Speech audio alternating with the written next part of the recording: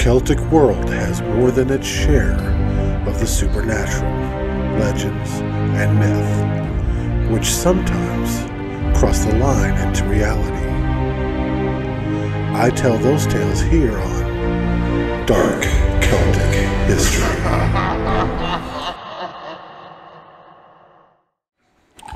The Milk-White Dew.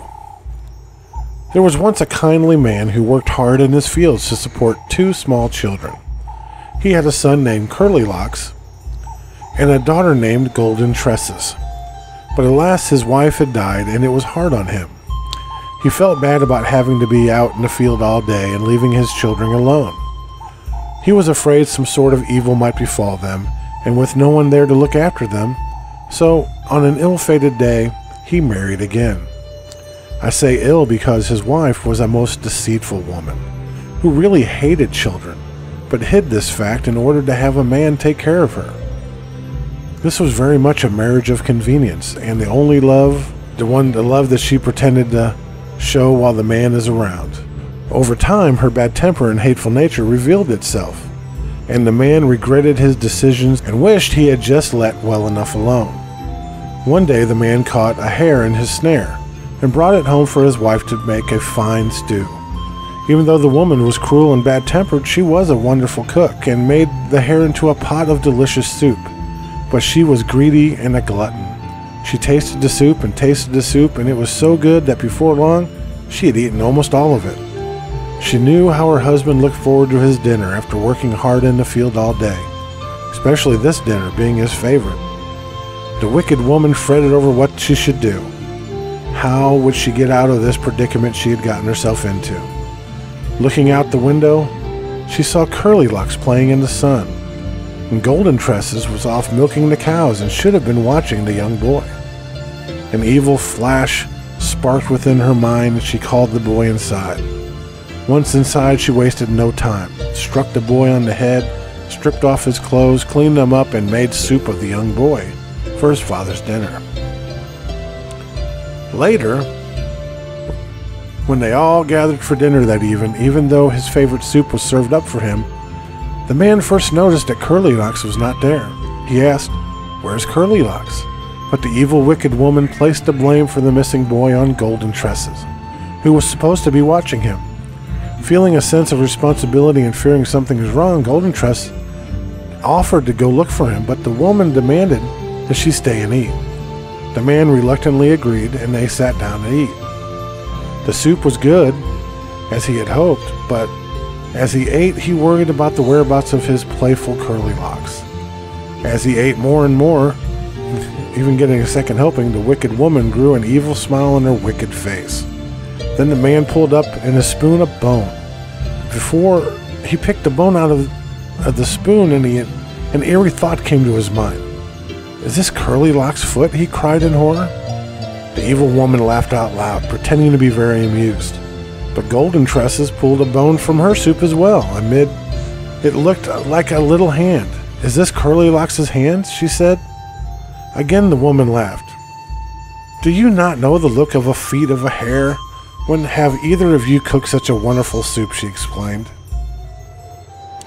"I don't have time for this foolishness," she says as she gathers the plates and bowls and turns away to clean up.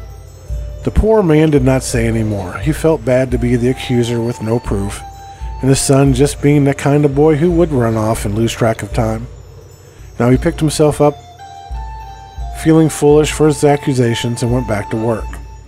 Golden Tresses had a shrewd suspicion, though, of what had happened.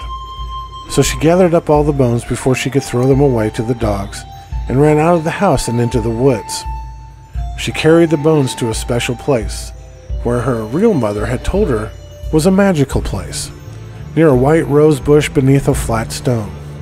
She placed the bones with such care, and looking on, wishing she had the right words to say in the solemn moment, could only recite a poem that she knew.